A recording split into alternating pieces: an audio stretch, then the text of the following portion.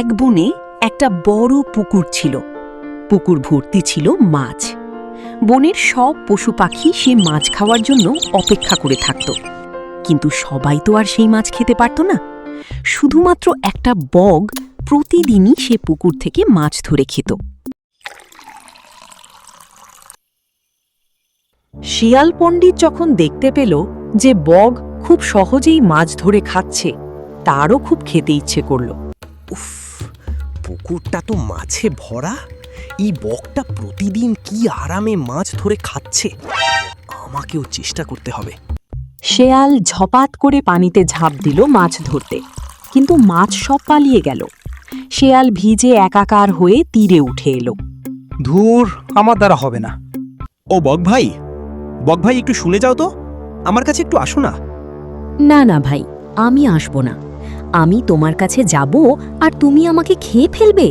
আমাকে কি বোকা ভাবছো? ছি ছি বক ভাই, তুমি আমাকে ভুল বুঝছো। আমি তোমার কোনো ক্ষতি করব না।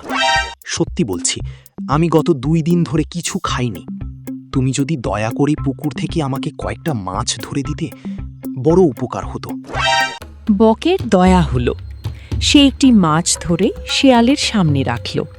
শেয়াল গো গ্রাসে মাছটি খেল। বক ভাই, পেট তো ভরল, এবার একটা কথা বলি, কিছু মনে করবে না তো? বলো শিয়াল, কিছু মনে করব না। জানো, আমার মনে বড় কষ্ট। আগের বনে আমি যেখানে থাকতাম জায়গাটা খুব সুন্দর ছিল, কিন্তু এক দুষ্ট বাঘের উৎপাতে সেখানে আর থাকতে পারলাম না। তুমি তো সবার উপকার করো, আমার থাকার একটু ব্যবস্থা করে দাও না ভাই। ওই বাঘটা আসলেই খুব খারাপ। আচ্ছা শোনো, বনের ওই পাশে একটা পুরনো গুহা আছে। ওখানে আগে অনেক শেয়াল থাকতো, এখন খালি পড়ে আছে। তুমি ওখানেই থাকতে পারো। তাই নাকি? তাহলে তো খুব ভালো হয়। বক শেয়ালকে গুহায় নিয়ে এলো।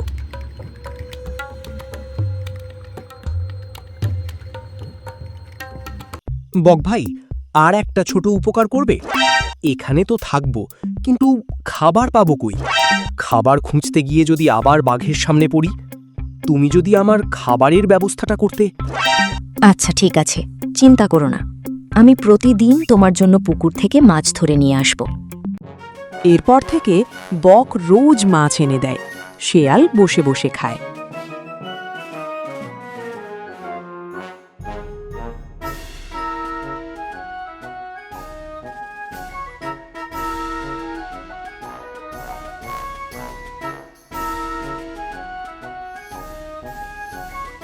প্রতিদিন এই এক মাছ খেতে আর ভালো লাগছে না। এক জায়গায় বসে থাকতেও একঘেয়ে লাগছে। বকের মাংস নাকি খুব সুস্বাদু। আজ এই বকটাকেই সাবার করব। বক মাছ নিয়ে এলো। বক ভাই, তুমি আমার জন্য যা করছো, আমি তোমার কাছে চিরঋণী। আমার খুব ইচ্ছে করছে তোমাকে একবার কৃতজ্ঞতা জানিয়ে কোলাকুলি করতে। একটু কাছে আসো না বন্ধু। আবার সেই কথা? আমি কাছে গেলেই তো তুমি আমাকে কামড়ে ধরবে। তুমি আমাকে এখনো বিশ্বাস করতে পারলে না? বন্ধু ভেবেছি তোমাকে, আর তুমি এমন ভাবছো?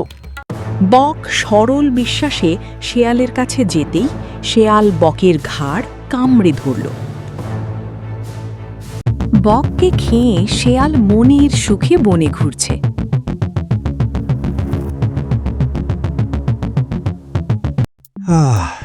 আজ তৃপ্তি করে খেলাম, এবার আমায় কে ঠেকায়?